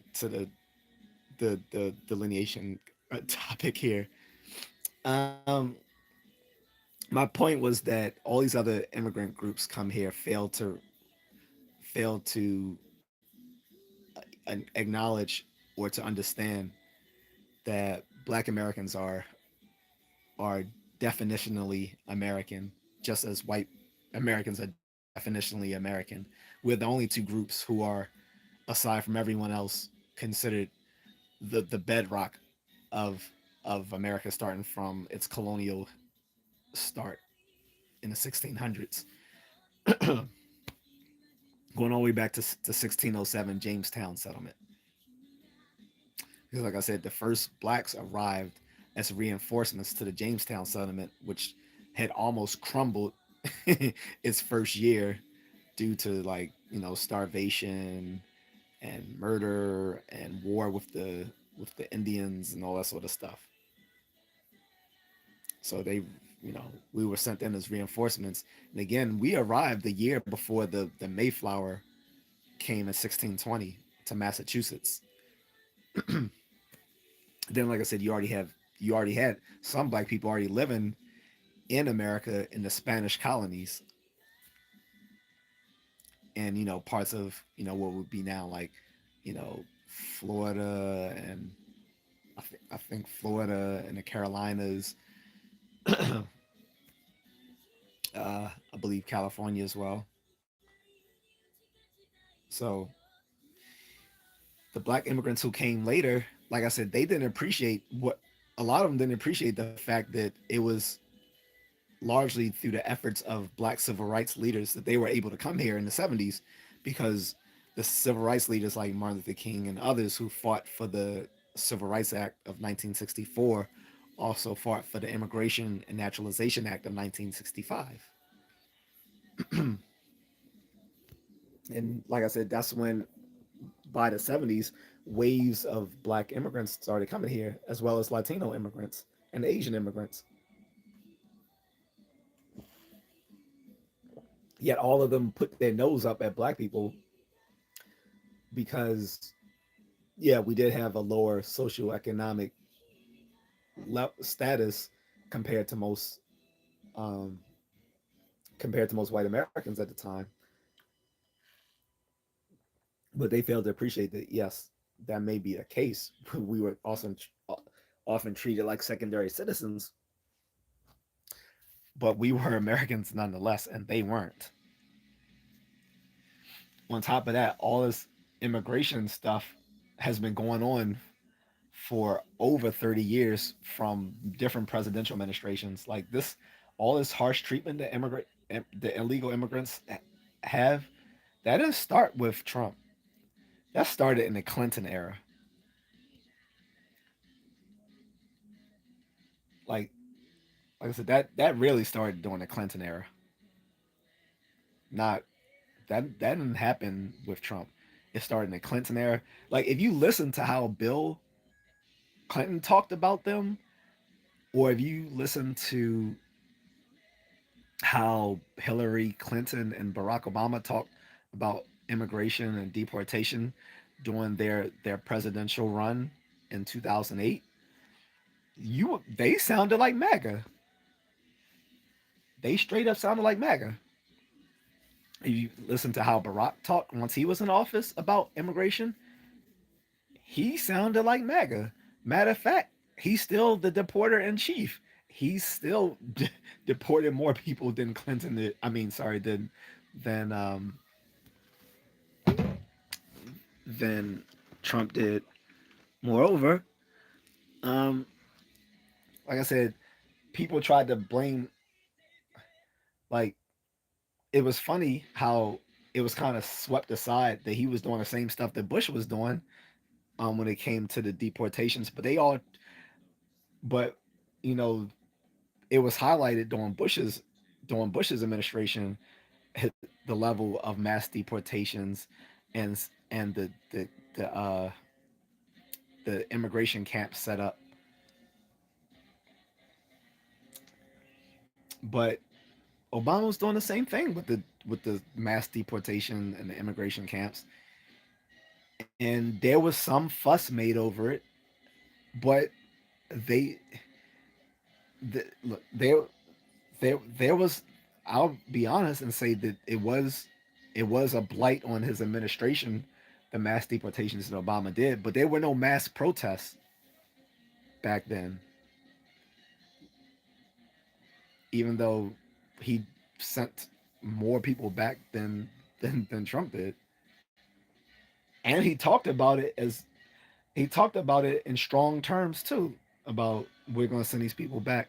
People, only reason I think he got a green, the only reason he got a pass on it, besides being a Democrat and being a person of color, because I'm not going to call him black because Obama wasn't black. He's because with this the whole discussion of this delineation here, because he was a child of a Kenyan father and a white mother. He was not black. He never even grew up in a black community. But aside from that, the reason he got a pass on that is because he supported the dark, what was it called, DARCA, the DACA. But even though he supported the whole DACA thing, he still deported more people than were kept here through the DACA um, process. Time is it, guys? Oh shit, it's late. Yeah, I'm about to go, but um, yeah. Then another problem why we need to delineate is because we have a bunch of people who cosplay as black people in political office, and they aren't black. Kamala Harris was not black. Obama not black. That chick that used to be on MSNBC before she got fired, she was not black. She was an African. Her parents were from the Congo. Obama, his father was from Kenya. His mother was white.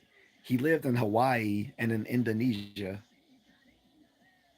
when his mom remarried an Indonesian man, and this so his stepfather moved them to Indonesia briefly, and he lived there for a while and even became fluent in the language. You remember when he was president, he went to Indonesia. He spoke to them in their native tongue, Bahasa Indonesian language.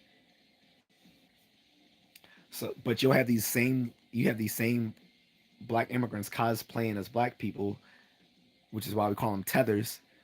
Uh, you you have these tethers saying we don't need reparations. No, y'all don't need reparations. We do, and it's more likely to. Also, reparations is more likely to happen now because it's not race based; it's lineage based. We want lineage based reparations, whether it's in the form of cash or whatever, preferably in the form of cash. But there should be lineage based reparations, which means you're not going to just get it because you look black. No, you actually have to demonstrate that your ancestry comes from the descendants of American slaves. I mean, you have to show your ancestry comes from the American descendants of slaves. You can't just be black because you know it's not. It was not meant. It's just like affirmative action. Affirmative action was originally set up specifically for the freedmen, and then it got extended to minorities and to white women. we need to make it clear: white women are not a fucking minority. Neither they're not a minority when it comes to to numerically nor ethnically. They are not a minority. But this is why once a bunch of East Asians fought for the removal of uh, of affirmative action policies in college, we most black people didn't care because we weren't getting it. We weren't receiving affirmative action. The people who were often receiving it were mostly immigrants or white women. Same thing with DEI. DEI really is just affirmative action 2.0. Let's be crystal clear. Diversity, equity, and inclusion programs are just affirmative action 2.0 because affirmative action was mostly outlawed as being unconstitutional. It got its first setback in the early 2000s, and then it was its final setback 3 years ago when it was deemed unconstitutional in college admissions process. Um, and so DEI has been working as just basically affirmative action 2.0. And again, the same people were profiting from it, mostly white women. It was mostly white women profiting from DEI, just like it was mostly white women who profited from affirmative action. And then the people who and then aside from that, it was immigrants, not black people.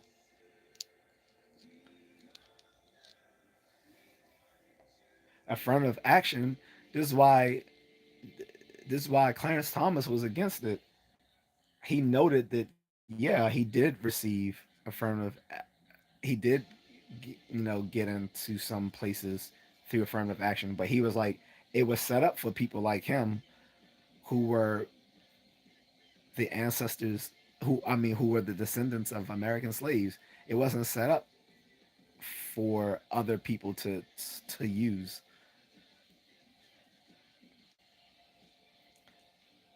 It wasn't set up for people of higher income, of people who are immigrants, people who are white women to receive affirmative action. It was set up particularly for the freedmen.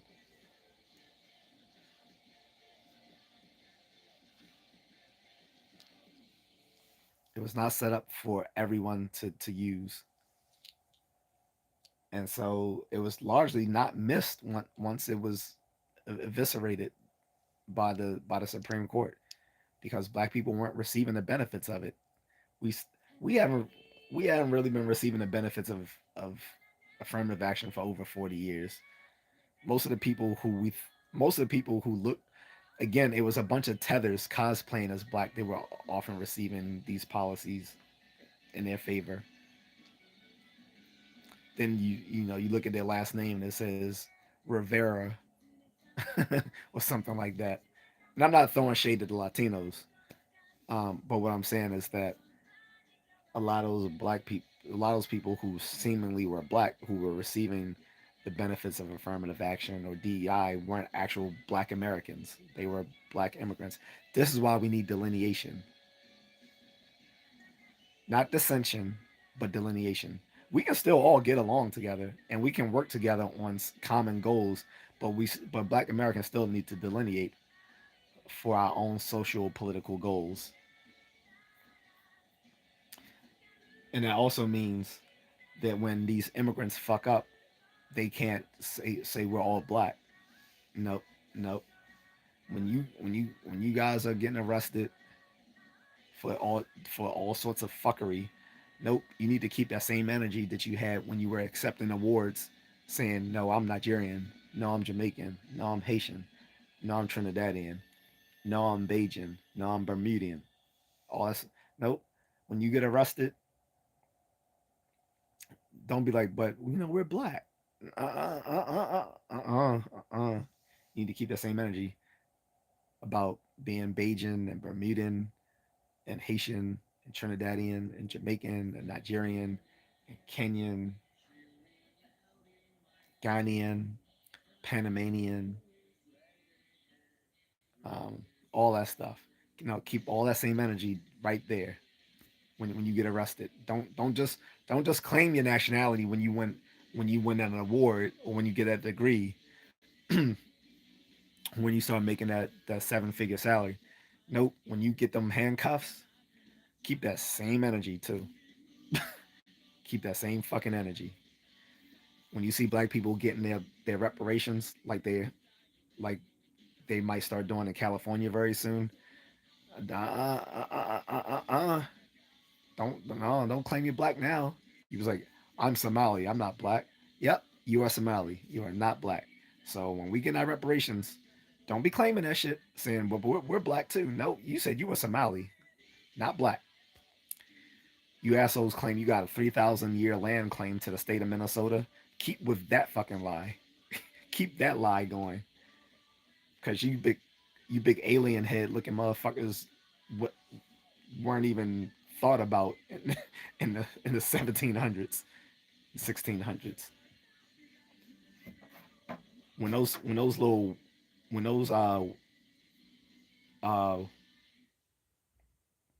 wilderness dudes, those fur trappers, mostly from like France and other places, like yeah, mostly like French. It's mostly French settlers, and then there was some Americans that went out west. When they went out west dealing with the Indians and stuff, ain't no one heard of a fucking Somali back then. So no, y'all keep that lie going. Keep that lie going. We gonna keep our reparations here. Fuck what you're saying. We are gonna delineate. So y'all keep that same energy that you're not black, you're Somali. You're not black, you're Ethiopian. You're not black, you're Nigerian. What they call themselves, Nigeria. Okay, you're Igbo, whatever. All right, cool. Keep that energy. You're not black. When we get our reparations, same thing. Oh no no no, y'all not black. Remember, y'all not black. When ICE comes, oh y'all not black. Because now they trying to lie saying the ICE was arresting black people. No, they weren't. They were arresting tethers. They were arresting they were arresting immigrants, not black Americans.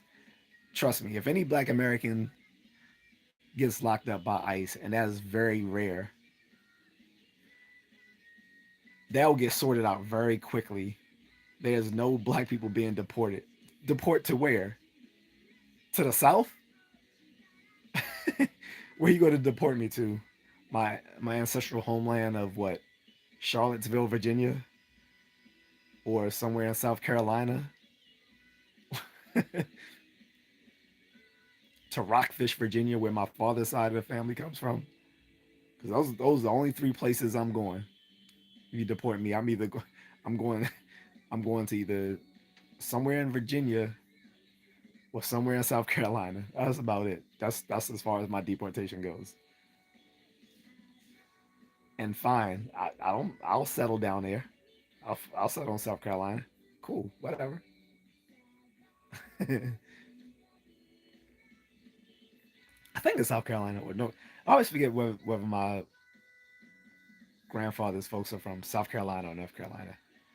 I think it's South, but either way, whatever.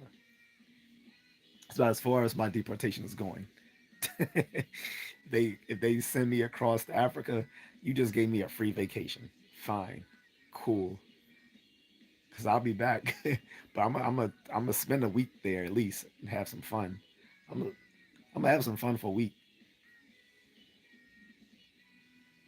Eat me some jollof rice and chicken for a good week. I'm coming right back.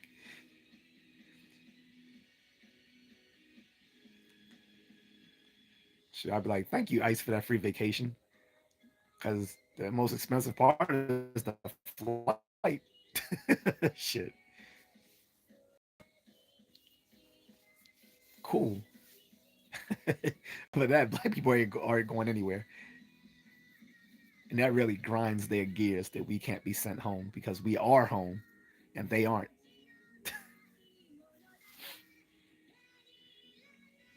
That's why we got to delineate. Um, and did I miss any other points, Carlton? I know I kind of circled the wagon a bit, but I think I pretty much hit everything I wanted to say about delineation, more or less. Um, but like I said, there's also, like I said, a lot of people posing as black elites within the political sphere who aren't actually black, like Obama, who's African and white, Kamala Harris, who's Jamaican and Indian, and even her Jamaican father, who's supposed to be a black Jamaican. It, he's not necessarily black Jamaican. He's just dark skinned. That could still be Indian. We know that there are dark skinned Indian people. And then, like I said, that chick that used to be the host on MSNBC, her big head, big nose ass bitch. Her folks are from the Congo, but she used to always talk like she was a black American. Like, you're not black, bitch. And Carter says they can deport me to Miami. I know, right? I'm gonna be all sorts of puss. Let me stop. I'm married. I'm married. Let me stop. Bad contrarian. Bad contrarian. Yeah. Don't send me to Miami. You're doing it. Shit. Let me stop. All right. Let me. But yeah. um. Nah. Yeah. The only place we being deported to is our ancestors, is wherever our peoples were brought to the ports. Whatever slave port our family were dropped off at.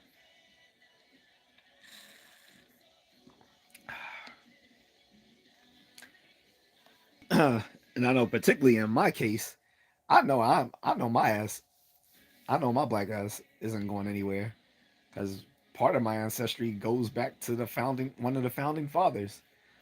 So it doesn't get any more foundational than that to have an ancestor who was a founding father of this country. Like I said, that's like I said, my family still lives. Well, my family in Charlottesville still live right next to the Jeffersonian estate. Like they still live right there. My sister was on a Oprah Winfrey documentary on the descendants of Sally Mae and Thomas Jefferson. So yeah, not going anywhere.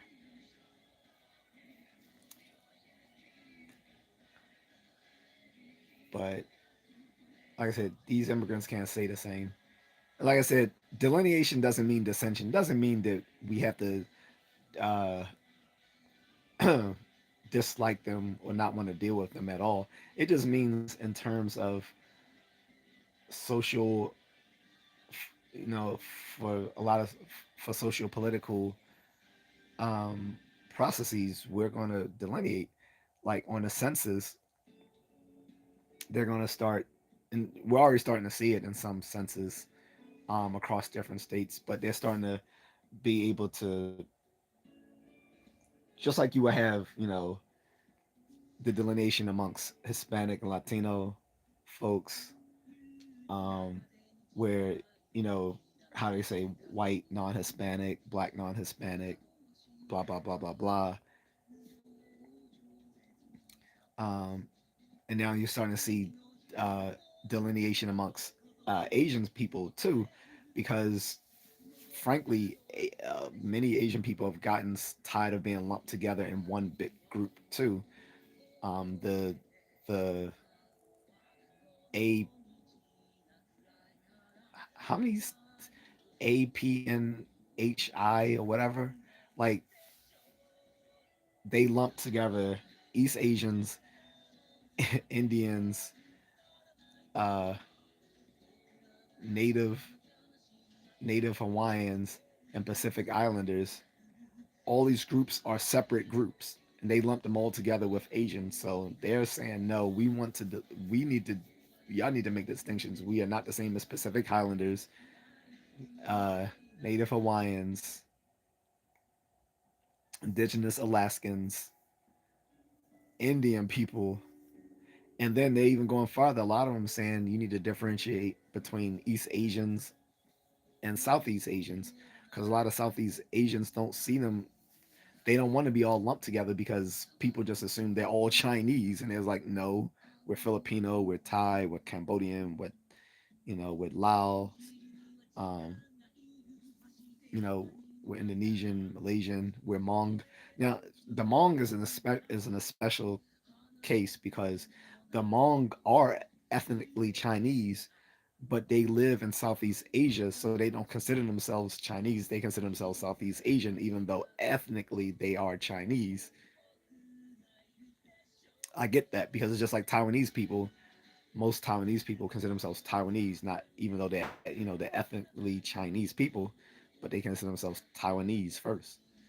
So the census for this, you know, for bureaucratic reasons, tried to lump all these people together, and no one's feeling it. And the same thing with black people. We're not feeling being lumped up with all these black immigrants who we're culturally distinct from.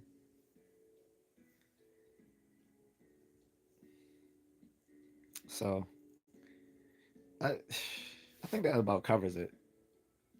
And it's late, so I'm gonna go, guys. It's almost 12 o'clock. Aye. But thank you for letting me rant. If people want to keep the conversation going, you can do so in the comment section. People can answer this question: can you tell different black groups apart? But delineation does not mean dissension. So we can all get along together. We can work on common goals. We can intermingle. Uh, we can intermarry for folks who are attracted to each other. But what we're not going to do is pretend we're all the same because we're not, especially when it comes to resources and historical historical context, and sometimes physical appearance. Our very physical appearances sometimes are quite different.